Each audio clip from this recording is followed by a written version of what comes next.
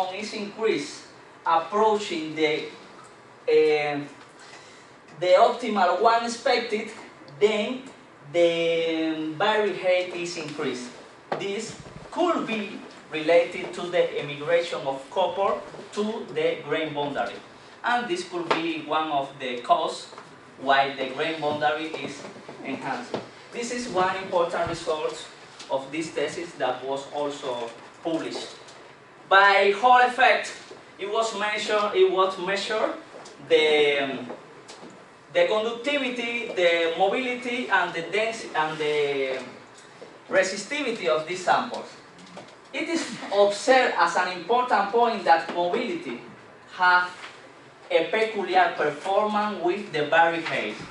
This performance was previously shown by Seto. Therefore, once more, it is concluded here that grain boundary plays a fundamental role in this scattering mechanism, and it should be considered. So, the main question is: can we reduce this Barry height under illumination? Because all of these measures were under dark. So, under illumination, it is observed that for a light intensity lower than 100 milliwatts per square centimeter, it is obtained a zero Barry height. So, the impact of Barry height under illumination, it could be reduced. So, this is an important point that it's elucidated from this thesis. These results were also published, as I commented. In order to summarize, a high density of states were obtained. We see here that can be 3 orders of magnitude higher than those reported for cadmium telluride. The grain boundary scattering is introduced as the main transport mechanism. The diffusion of covered atoms toward the grain boundaries could be the cause of Barry height increase. CSTS compounds with low secondary phases contribution are characterized by high grain boundary Barry heights, while the Barry height effect on transport mechanism can be minimized under illumination. This is the main important result that can be obtained from the IT measurements. On the other hand, one important technique to obtain information of traps and recombination center is the thermally stimulated current. Here I'm presenting the condition under which these experiments were done. This is a general performance. This is under IT condition, and then we provide the condition for the traps to release these carriers. So we have a contribution with the difference between both of these can be give us information about the traps that are releasing these carriers. As an important result, if we compare the response by when the positive contact is illuminated with the negative, when the negative contact is illuminated, we can see that traps behave as trap of holes. This is an important information that can be obtained from the thermally stimulated current. It was impossible to fit this curve with this expression, which is the general performance of this of the release of one trap. Therefore, we find three contributions for which the energy was calculated as indicated in this, and this contribution was observed in every sample that was analyzed. The sample 1 and 2 were sampled as ground, while sample 3 and 4 were sampled treated and were sampled chemically and thermally treated. And we can observe the three contributions that are almost similar. One important point is a high density of defect at bulk material in the order of 10 to the power of 18 is observed. That is very important because in some way this explains why Kestrelite solar cells obtained by spray pyrolysis have a low efficiency. Another important point is to study the performance of these centers. In order to obtain information about that, the thermally release and the capture rates were calculated. If the thermally release rate is higher than the capture rate, then this trap will behave as a trap. On the contrary, we will have this center behave as recombination centers. It is observed that the first level in all cases is behave like a trap center, while the second and third behave as a recombination center. Finally, regarding this point, it was necessary to identify the nature of these centers that were found. The first can be associated to copper, zinc, anthracite. This is important because this is the p-type conductivity of this material. When the literature was revised, it was found that similar energy values are reported where they are associated with the copper, zinc, anthracite, which provide the p-type conductivity of this material.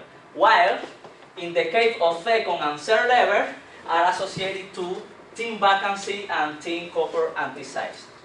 If we consider the condition under which this material is deposited, then we can say that tin vacancy and tin copper anthracite are also in some way expected.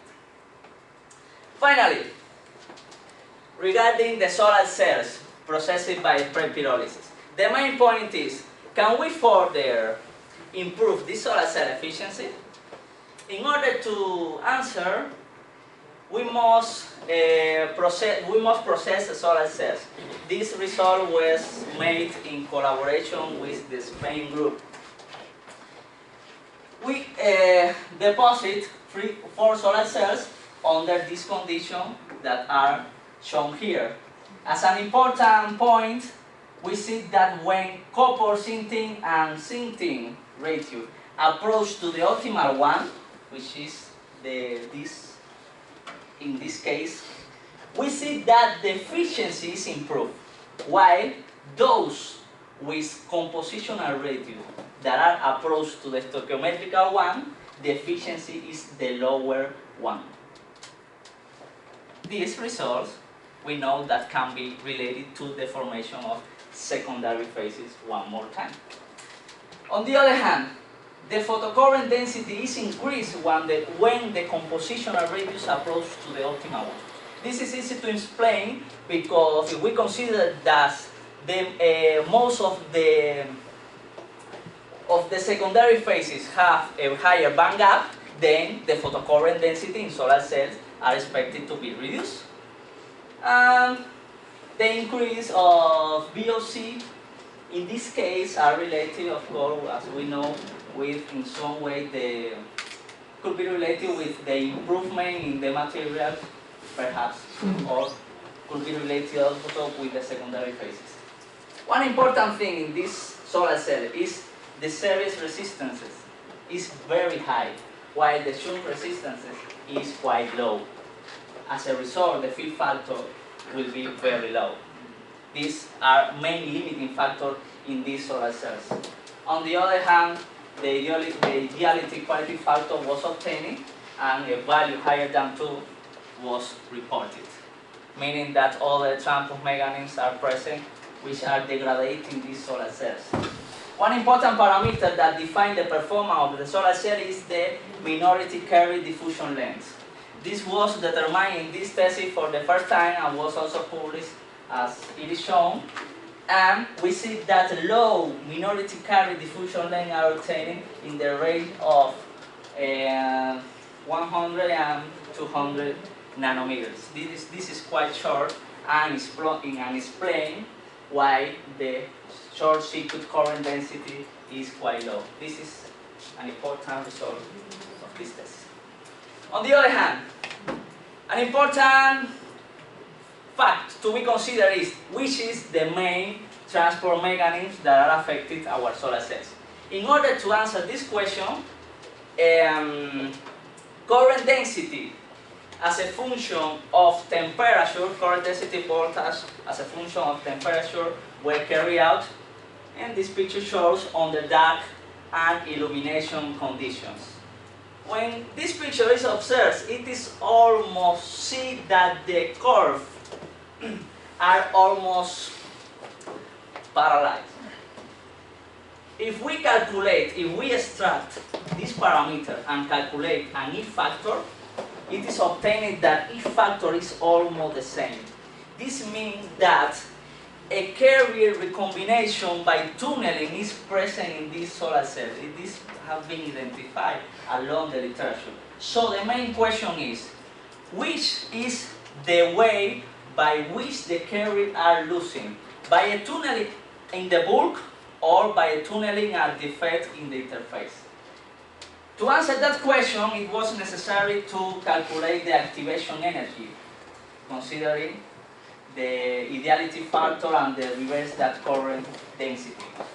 It was obtained that 1.26 eV is the value which is lower than the value of Vanguard calculated by the EQE curve.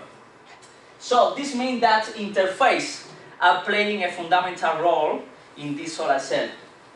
And in order to support our results, it has been also shown that when ideality factor follow this expression, then tunneling has recombination by traps at the interface is the dominant transport mechanism, and it is represented here. So this is one important result that have not been yet published in the literature. Finally, out of the spray, the casterite deposit by spray, the main question is, can we further improve the solar cell efficiency regardless of the method used to deposit this material? In order to answer that question, I focus on the solar cell processing under the maximum condition that was reported. That is the 8.4%. It was in some way determined the impact of each transport mechanism in order to elucidate which is the main limiting factor that concern this technology. This is some of the assumptions that were considered in that model that are presented, of course, in the thesis. Some of the parameters, most of them are reported in that solar cells. That was wonderful for me. And in order to explain that, the first thing to reproduce was the external quantum efficiency.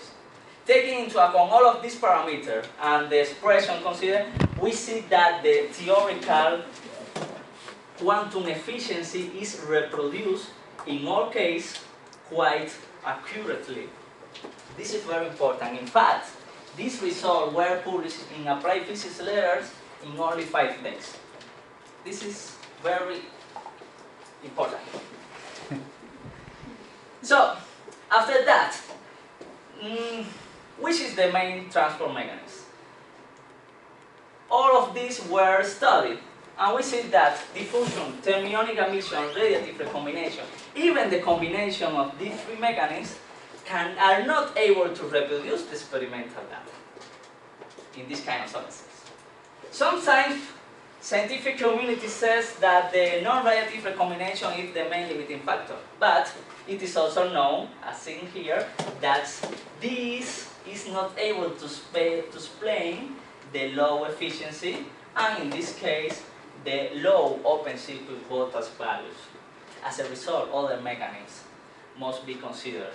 If we take into account that the PN junction, we have a built-in voltage which is very high, and it is also formed by a density of traps, carriers can be favored by the tunneling across these centers instead of